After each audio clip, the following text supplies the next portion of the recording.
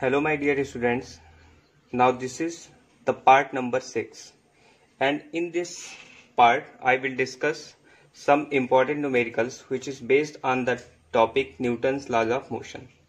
This series is especially going for the class 11 students. Now here I am going to explain two questions which is based on the topic Newton's equation of motion. Especially we can use all the three Newton's equation of motion in our calculation. So students, let's understand our question and after that we will solve it. A car initially at rest moves with a constant acceleration along a straight road. एक car है वो किसी road पे constant acceleration से move कर रही है. After its speed increases to 40 kilometre per hour, मतलब है जब उसकी speed 40 kilometre per hour increase कर जाती है, it moves with a constant speed. तो उसके बाद उसकी स्पीड कांस्टेंट हो जाती है, मतलब अगर 40 इंक्रीज हो रही है, 40 पे पहुंच रहा है तो 40 हो जाता है एंड फाइनली रिटार्ड्स यूनिफॉर्मली. और फाइनली क्या होता है, वो रिटार्ड्स होता है, मतलब है उसमें डी एक्सेलरेशन होता है uniformly. The time interval for the three parts of the journey are in the ratio 1:3:1. मतलब है कि पहले पार्ट की जो जर्नी है उसमें टाइम अगर t है तो दूसरे पार्ट में 3t होगा और तीसरे पार्ट में क्या होगा, t होगा. सिंपली कहने का मतलब है जब आपका वो एक्सिलरेट करेगा तो क्या होगा, t होगा. जब आपका कांस्टेंट होगा, स्पीड कांस्टेंट होगी तो वहां पे 3t होगा टाइम. और जब हमारा यूनिफॉर्मली रिटार्ड होगा तब टाइम हमारा t होगा. तो इस तरह से यहाँ पे हमको एक क्लू दे रखा है, भाई मैक्सिमम स्पीड उसकी कितनी है, 40 है. अब कभी भी हम एवरेज वेलोसिटी को कैसे निकालते हैं, देखो एवरेज वेलोसिटी को हम लोग कैसे निकालते हैं, तो एवरेज वेलोसिटी का फार्मूला होता है total distance divided by total time. Total distance divided by total time. तो यहाँ पे ये फार्मूला अप्लाई करेंगे और हम क्या करेंगे, एवरेज वेलोसिटी यहाँ पे निकाल लेंगे. Average velocity in the sense क्या, यहाँ पे मैं स्पीड की ही बात कर रहा हूँ. तो यहाँ पे हम स्पीड, चूंकि वेलोसिटी एक वेक्टर क्वांटिटी है तो यहाँ पे हम एवरेज स्पीड निकालेंगे. क्लियर. तो यहाँ पे हमारे पास जो मैक्सिमम वेलोसिटी दे रखा है, मैक्सिमम वेलोसिटी हमको कितना दे रखा है, चलो लिख लेते हैं भाई कि इसकी वैल्यू है 40 किलोमीटर पर आवर. क्लियर.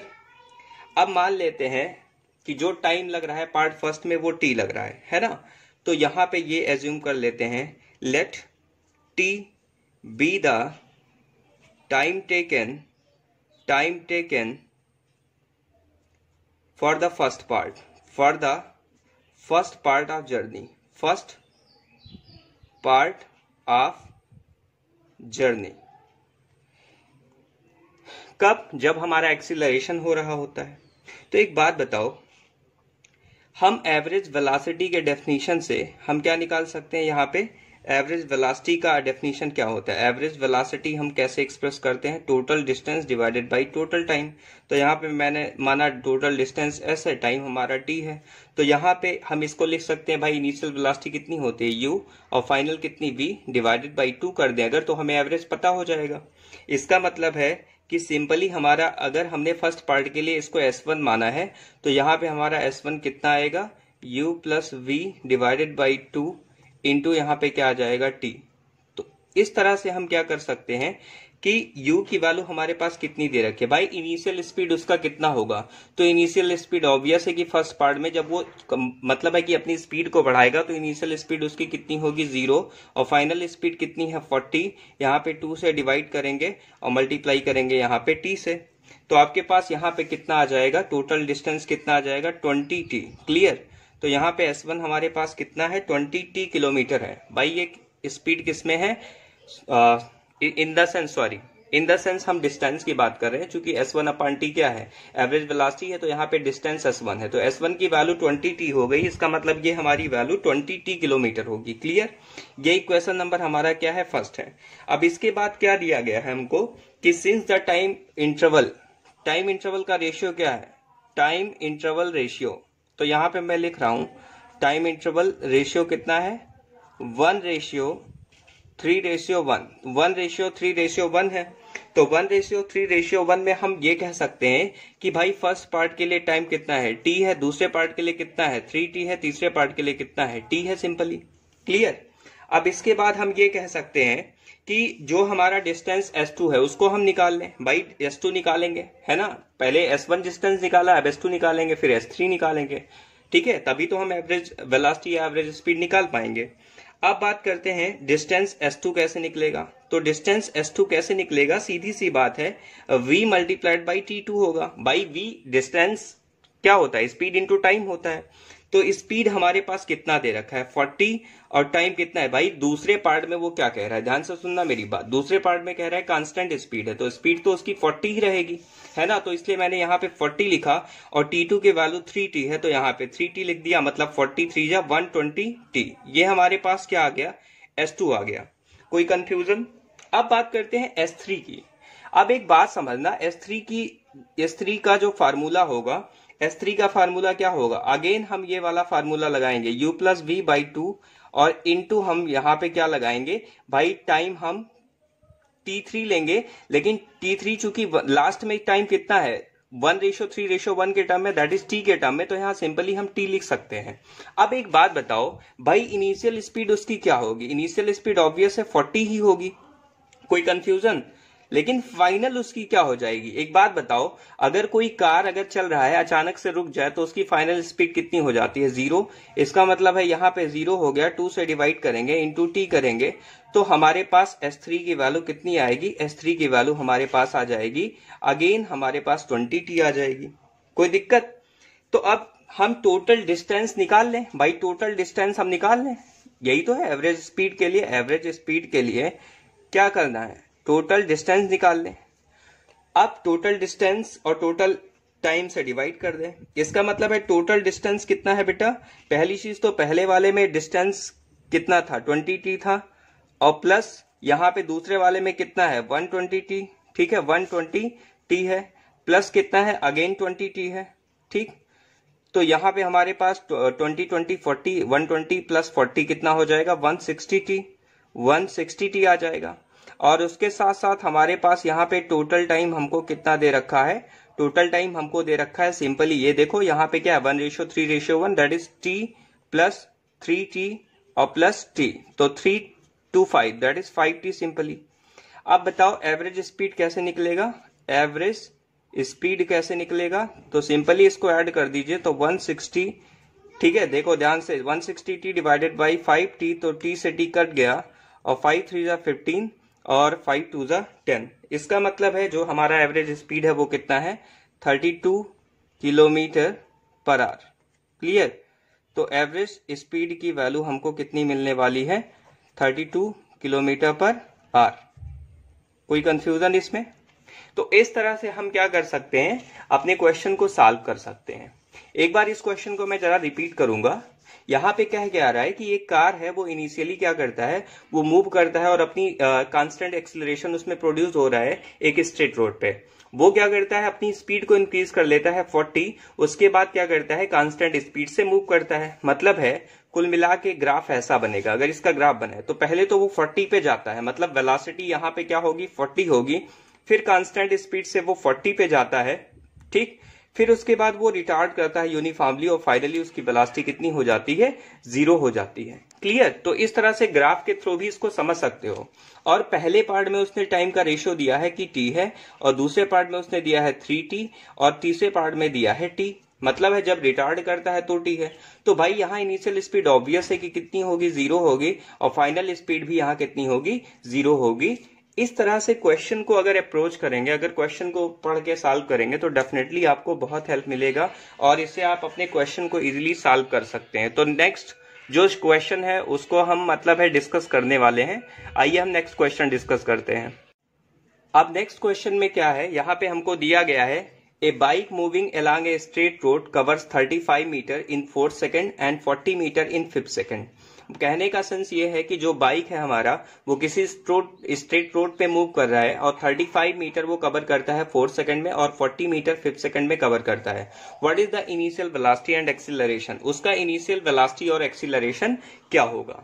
तो सबसे पहले इस क्वेश्चन को सॉल्व करने से पहले हमने आपको nth टर्म का एक इक्वेशन बताया था, और उस nth टर्म के इक्वेशन की वैल्यू कितनी थी आपको भी मालूम होगी, Sn = u + a/2, ब्रैकेट में आपका था 2n-1 था। कितना था? 2n-1। ये हमारा इक्वेशन है।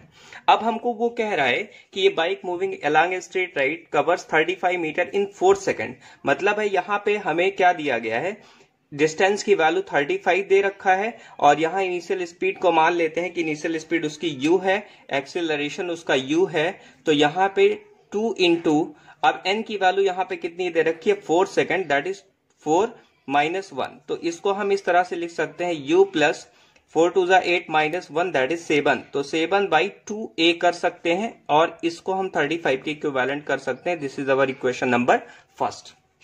इसके बाद क्या कह रहा है कि 40 मीटर इन 5 सेकेंड। तो यहां पे इसी वाले इक्वेशन में स्टार में क्या करो, पुट कर दो एसएन की जगह पे कितना 40 इज इक्वल टू क्या होगा u प्लस a/2 ब्रैकेट में क्या होगा 2 इंटू 5 -1। तो क्या हो जाएगा यहाँ पे 40 is equal to u plus 9/2a by 2 5 10 -1 9/2a हो जाएगा। ये इक्वेशन नंबर 2 हो जाएगा। अब हमें क्या करना है, इन दोनों इक्वेशन को सॉल्व करके u और a की वैल्यू निकालनी है। वही हमसे पूछ रहा है what is the initial velocity and acceleration. Initial velocity और एक्सीलरेशन क्या होगा। तो यहां से 2 से पहली चीज मल्टीप्लाई कर दीजिए तो यह हो जाएगा 70 is equal to 2u plus यहाँ पे हो जाएगा 7a। एक इक्वेशन आप इसको ठीक है डबल स्टार बना सकते हो। इसी तरह से 240 या 80 तो यहाँ पे हो जाएगा 80 is equal to 2u plus यहाँ पे 9a हो जाएगा। कोई दिक्कत? यहाँ पे ये ट्रिपल स्टार कर दीजिए। अब इन दोनों इक्वेशन को सॉल्व करना है, कुछ करना नहीं है, बहुत इजी है। दोनों इक्वेशन को आप सॉल्व कर लीजिए। तो यहाँ पे क्या करेंगे, आप माइनस कर दीजिए। तो यहाँ माइनस लगा दीजिए, यहाँ माइनस, यहाँ माइनस। अब ये 2u से 2u कट गया, 9a में से 7a जाएगा, -2a होगा और 80 में से 70 -10 होगा। माइनस से माइनस कैंसिल, a की वैल्यू हमारे पास कितनी आ गई 5 मीटर पर सेकेंड स्क्वायर आ गई।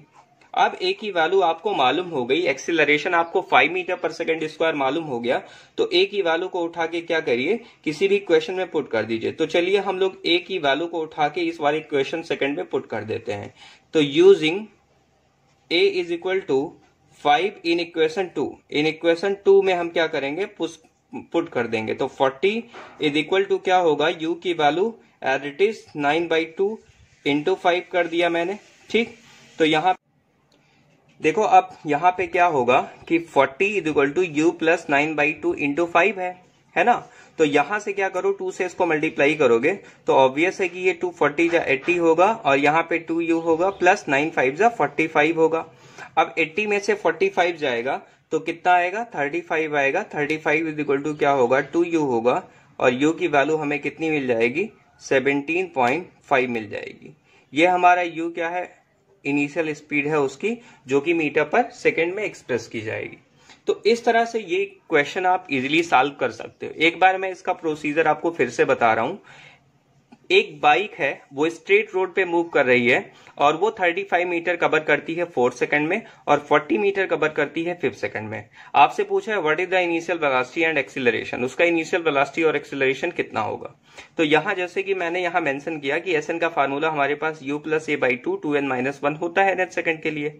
तो यहाँ पे हमको क्या करना है, एक बार 35 रखना है और n की वैल्यू को एक बार 4 यहाँ प्लेस करना है, एक इक्वेशन इससे जनरेट करना है, दूसरा 40 रख के और 5 रख के एक इक्वेशन इससे जनरेट करना है। 2 इक्वेशन आपको ठीक है मिल जाएंगे और 2 लीनियर इक्वेशन को सॉल्व करके u और a की वैल्यू निकाल लेंगे। सो फाइनली हम अपने सोल्यूशन को अचीव कर सकते हैं। तो इस तरह से क्या है कि हमारे a और u की वैल्यू यहाँ पे हमको मिल गई। ठीक है, तो इस तरह से हम कह सकते हैं कि अगर हमें लॉजिकली थोड़ा सा पता है, मतलब है चीजों के बारे में, मतलब है कि पता है कि कैसे हम डिफाइन करते हैं, कैसे हम उसको क्वेश्चन सॉल्व करते हैं, तो ऑब्वियसली पहले मतलब कंसेप्ट को क्लियर करने के बाद ही क्वेश्चन को सॉल्व करना चाहिए।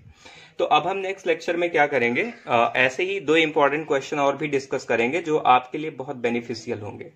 So thank you students.